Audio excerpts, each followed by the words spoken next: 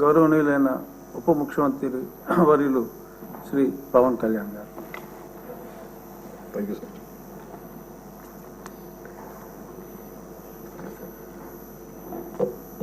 Deputy speaker ఈరోజు ఎన్నికైన శ్రీ కనుమూరి రఘురామకృష్ణరాజు గారికి మనస్ఫూర్తిగా నా శుభాకాంక్షలు తెలియజేస్తూ, గౌరవ ముఖ్యమంత్రి శ్రీ నారా చంద్రబాబు నాయుడు గారికి, గౌరవ శాసనసభ్యులకు, మంత్రివర్గ సభ్యులకు, ప్రతి ఒక్కరికి నా హృదయపూర్వక నమస్కారాలు. గత 5 సంవత్సరాల కాలంలో కానీ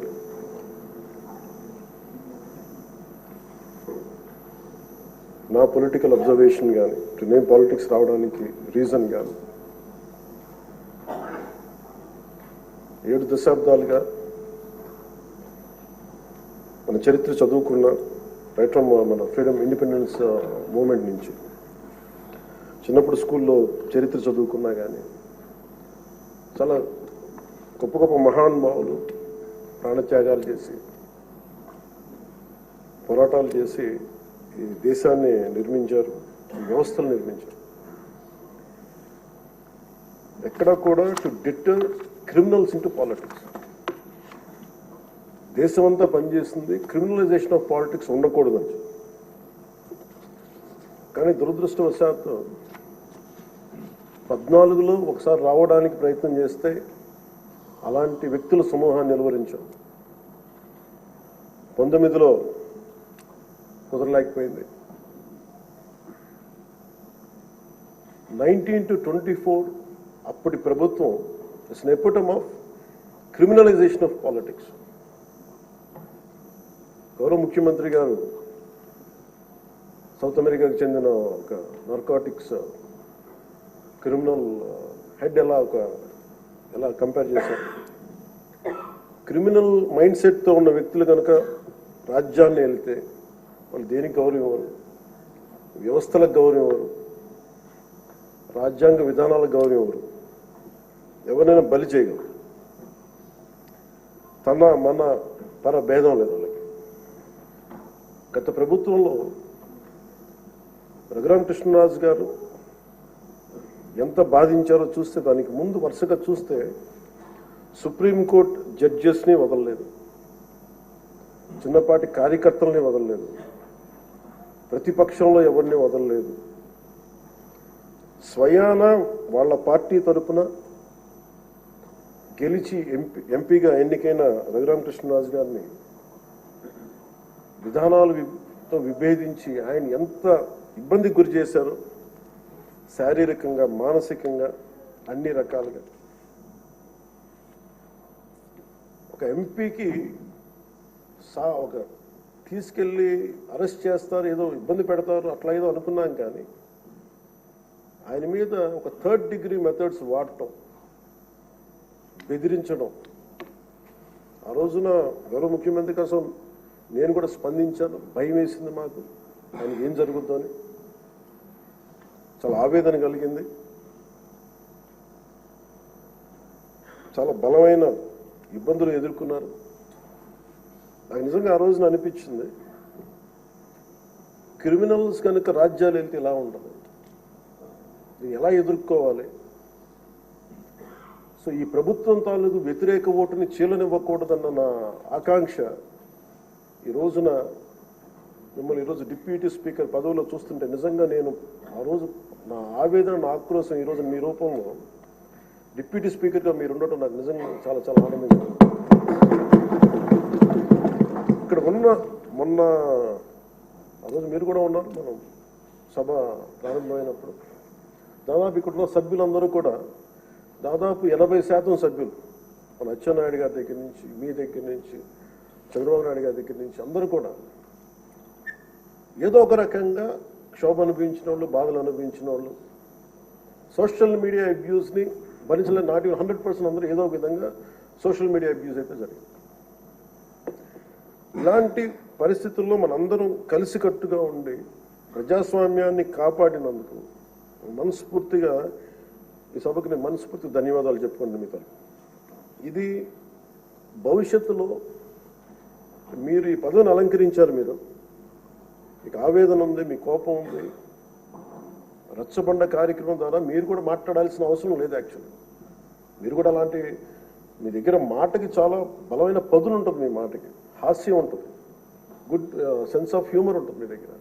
కానీ రచ్చబండ అనే ఒకటి కార్యక్రమం మీరు ప్రారంభించాలి అంటే ఎంత విసిగిపోతే మీరు ప్రారంభిస్తారు, ఎంత నిస్సహాయత ఉంటే ప్రారంభిస్తారు. నేను చాలాసార్లు అనుకుని ఇంత అడ్డగోలుగా క్రిమినలైజేషన్ ఆఫ్ పాలిటిక్స్ జరిగితే ఎవరు రారాలు అనుకునేవాడిని. నేను ఎప్పుడు ఒకటే నమ్మాను, సైంటిఫిక్ మన Newton's third law, for every action there is an equal and opposite reaction అని. అలాగే కర్మ ఎవరిని వదలదని. మిమ్మల్ని ఎవరైతే మీకు అడుగు పెట్టనివ్వం, మీ నియోజకవర్గంలో మిమ్మల్ని అడుగు పెట్టనివ్వం, మిమ్మల్ని అడుగు పెట్టనివ్వం అని చెప్పి ఛాలెంజ్ చేసిన వాళ్ళు ఈరోజు అడుగు పెట్టలేకపోయారు. కర్మ అంత బలంగా ఉంటుంది. 56,777 ఓట్లతోటి దాదాపు 59.80% ఓటుతోటి గెలిచి మీరు ఎమ్మెల్యేకి వచ్చారు ఉండి నియోజకవర్గం. ఈ రోజున వాళ్ళకి వైనాట్ 175 అలా అన్న మాటల దగ్గర నుంచి కానీ ఈ రోజున అడుగు పెట్టడానికి కూడా భయం ఉంది. మిమ్మల్ని ఎదుర్కోవాలంటే భయం.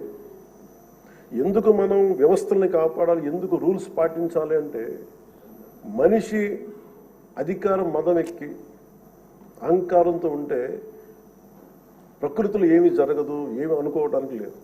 దానికి నిదర్శనమే సభ, దానికి నిదర్శనమే మిమ్మల్ని ఎంత హింసించి మీరు డిప్యూటీ స్పీకర్గా 14 ఏళ్ళు సుదీర్ఘమైన అనుభవం ఉండి ఒక నవ నిర్మాణాన్ని సైబరాబాద్ లాంటి ఒక కొత్త నిర్మాణాన్ని సిటీని నిర్మించిన ఒక అనుభవజ్ఞులు ఆయన ఇబ్బందులు పాలు చేసి జైల్లో పెట్టి నలిపి, నాకు చాలా భయం ఉండింది. మిమ్మల్ని అరెస్ట్ చేసినప్పుడు మీరు ఎట్లా వస్తారో బయటకు, అంత భయం ఎలా ఉండిందో.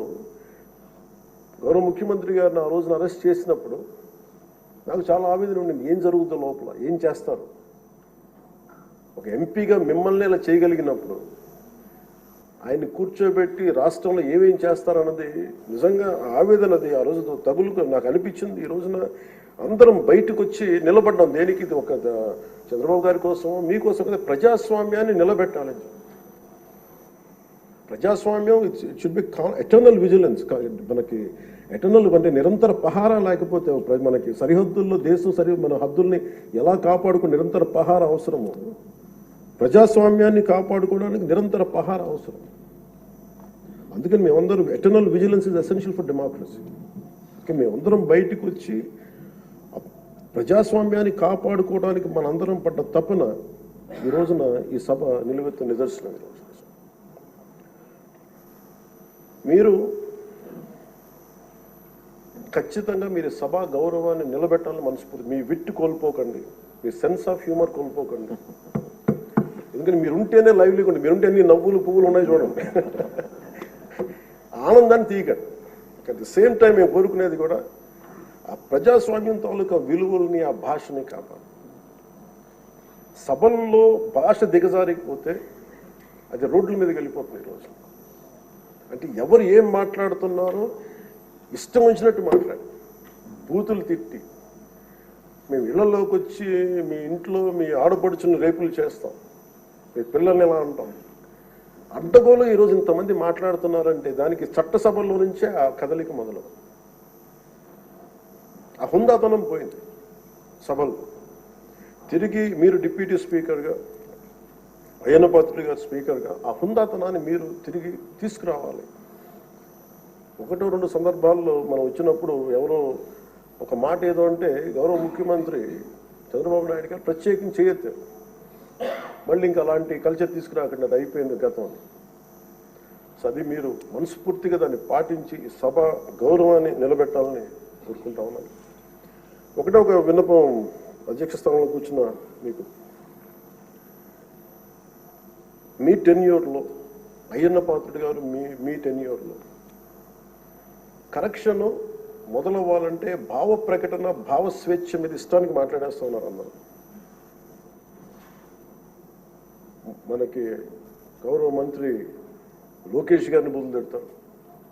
ఏదన్నా అంటే భావ ప్రకటన, భావ స్వేచ్ఛ అంటారు. దీనికేదో ఒక ఫైనల్ కరెక్షన్ ఈ సభలో జరగాలని కోరుకుంటున్నాను.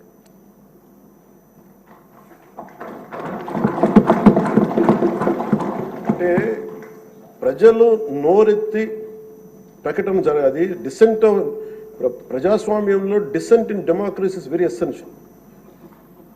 కానీ అది ఎట్లా ఉండాలి అనేది దాని తాలూకు విధి విధానాలు మనం ఇక్కడి నుంచే మొదలు పెట్టాలి. అది మీ ఆధ్వర్యంలో మొదలవ్వాలని నేను కోరుకుంటున్నాను. నేను కీలకంగా కోరుకుంటుంది ఈ రోజున మీ తరఫున గౌరవ ముఖ్యమంత్రి గారు కూడా తెలియజేస్తా ఉన్నాను. Social media abuse protection bill అత్యంత తక్కువ సమయంలో రావాలి, బాగా చర్చ జరగాలి. మీరు డిప్యూటీ స్పీకర్ హోదాలో ఉండి, అయ్యన్న పాత్రుడు గారు స్పీకర్ హోదాలో ఉండి, మీ టెన్యూర్లో social media abuse protection bill రావాలి. మన హోంమంత్రి గారిని వదలలేదు, అనిత గారిని, ఇంట్లో ఉన్న ఆడవాళ్ళని వదలట్లేదు. అంటే ఒక సైకలాజికల్ అబ్యూస్, ఒక పాశవికంగా తయారయ్యారు, సేడిస్టిక్గా తయారయ్యారు. దీని మీద మనందరం irrespective of difference of opinion, విభిన్నమైన పొలిటికల్ పార్టీలు అయినొచ్చేమో కానీ ప్రజాస్వామ్యాన్ని కాపాడటం కోసం Andhra Pradesh should lead by example introducing social media abuse protection bills. ఎందుకు చెప్తున్నానంటే మీలాంటి వ్యక్తిని, మీరు మెంబర్ ఆఫ్ పార్లమెంట్ అయ్యండి, మిమ్మల్ని ఇంత ఇబ్బంది గురి చేస్తే ఇంక సగటు మనిషి పరిస్థితి ఆలోచించుకోండి. 3 ఏళ్ల బిడ్డలు, 5 ఏళ్ల బిడ్డలు కూడా రేప్ చేస్తున్నారు, క్రిమినల్స్ అంతా చెలరేగిపోతున్నారు. దానికి కారణం ఈ చట్టసభలు ఇష్టారాజ్యంగా మాట్లాడి దానికి ఒక క్రిమినల్ నక్సెస్ లాగా ఇందాక ఎస్కోబార్ ఒక డ్రగ్ కార్టెల్ స్టార్ట్ చేస్తే వీళ్ళ క్రిమినల్ ఎంపైర్ని గార్డ్ చేసుకోవడానికి ఒక సోషల్ మీడియా, ఒక అబ్యూసివ్ కార్టెల్ స్టార్ట్ చేసి ప్రజల్ని భయభ్రాంతులను చేసి అందరినీ భయపెట్టేసి కంట్రోల్ చేయడం, నియంత్రించడం. మాకు ఎదురు తిరిగితే మనకి కృష్ణరాజు గారు లాగా మమ్మల్ని జైల్లో పెట్టేస్తాం, ఇలా 3rd డిగ్రీ మెథడ్స్ వాడతాం. ఒక ఎంపీకి ఇలా ఉన్నప్పుడు అలా భయప్రాంతులు చేయడం, ఒక ముఖ్యమంత్రి స్థాయిలో ఉన్న వ్యక్తిని గతంలో 3 సార్లు చేసిన వ్యక్తిని జైల్లో పెట్టేస్తాం, దాడులు చేస్తాం. ఈ మైండ్ సెట్ మారాలి అంటే ఈ సభ ప్రజలు మనకి చాలా బలమైన ఇచ్చారు. వాళ్ళని 11 మనల్ని 164లో పెట్టారంటే ప్రజలకు మన మీద అపారమైన నమ్మకం ఉంది. ఏదో మార్పు తెస్తారు. అభివృద్ధి, డెవలప్మెంట్తో పాటు వాళ్ళు కోరుకుంటుంది స్వేచ్ఛ వాయువులు పీల్చాలి, భయపడకూడదు. మీరు వస్తే చూడండి, నవ్వులు పువ్వులు విరుస్తున్నాయి ఇక్కడ. ఇదే అట్మాస్ఫియర్, ఇదే వాతావరణం రాష్ట్రం అంతా ఉండాలని మనస్ఫూర్తిగా కోరుకుంటాం. మనం ఎంత ఆనందంగా నవ్వుతున్నాం. మనం సీరియస్ ఇష్యూస్ మాట్లాడుతున్నాం, మనకి వ్యతిరేకమైన విభేదాలు ఉంటాయి, అభిప్రాయ భేదాలు ఉంటాయి, ఒకటి సాధించుకోవడానికి భిన్నమైన అభిప్రాయాలు వస్తాయి. కానీ ఇదంతా కూడా చాలా సుహృద్భావ వాతావరణంలో జరగాలని నేను మనస్ఫూర్తిగా కోరుకున్నాను. సో మరోమారు మీరు పడ్డ వేదన, మీరు చేసిన పోరాటం, సినిమాల్లో హీరోలు, నేను కూడా చేస్తాను కాబట్టి చెప్తున్నాను, దెబ్బలకి నటించడం చాలా కష్టం. దెబ్బ పడితే వేరుగా ఉండదు. కానీ మీరు నిజ జీవితంలో దెబ్బలు తిన్నారు. ఎంత శక్తి కావాలి, ఎంత పోరాట పటిమ కావాలి, ఎంత శౌర్యం ఉండాలి, ఎంత ధీరత్వం ఉండాలి. మీకు ప్రభుత్వం వస్తో లేదో తెలియదు, మళ్ళీ వాళ్ళే రావచ్చు, కానీ తట్టుకొని మీరు నిలబడ్డారు చూసారా, దానికి మీకు హ్యాట్స్ ఆఫ్ సార్. వండర్ఫుల్. మీరు ఎలా నిలదొక్కున్నారో, మీరు ఎలా ధైర్యంగా ఉన్నారో అది రాష్ట్రం అందరికీ మమ్మల్ని కోరుకుంటున్నాం. మీది ఏది కోల్పోకండి. మీ సెన్స్ ఆఫ్ హ్యూమర్ మటుకు 80% కోల్పోకండి. మీరు రచ్చబండలో ఒకప్పుడు చేశారు కాదనలేదు, కానీ మీ ఎంజాయ్డ్ ఇట్. కానీ మాకు భవిష్యత్తులో మళ్ళీ దాన్ని మీరు టోన్ డౌన్ చేస్తారు, ఎలా చేస్తారో తెలియదు, కానీ మీ సెన్స్ ఆఫ్ హ్యూమర్ కోల్పోకుండా సభని హుందాగా నడిపి తిరిగి విలువలు ప్రతిష్ఠించమని మనస్ఫూర్తిగా కోరుకుంటూ, మీకు మరోమారు మీకు అవకాశాన్ని ఇచ్చిన నారా చంద్రబాబు నాయుడు గారికి, సభ్యులందరికీ కూడా మనస్ఫూర్తిగా ధన్యవాదాలు తెలియజేసుకుంటూ మీకు శుభం కలగాలి మనస్ఫూర్తిగా నేను.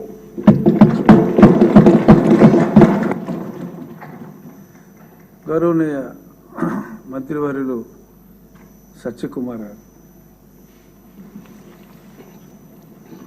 అధ్యక్ష, ముందుగా ఈ ఆంధ్రప్రదేశ్ శాసనసభ ఉపసభాపతిగా నియమితులైన సందర్భంగా బాధ్యతలు చేపడుతున్న సందర్భంగా మీకు శుభాకాంక్షలు తెలియజేస్తున్నాను. పోరాట పటిమకు రాజీ పడని ఒక మనస్తత్వానికి ప్రతీక మీరు. అది లోక్సభ అయినా, లోకల్ సభ అయినా, శాసనసభ అయినా, బహిరంగ సభ అయినా అన్యాయాన్ని నిర్భీతిగా ఎదిరించారు. అక్రమాల్ని నిర్భయంగా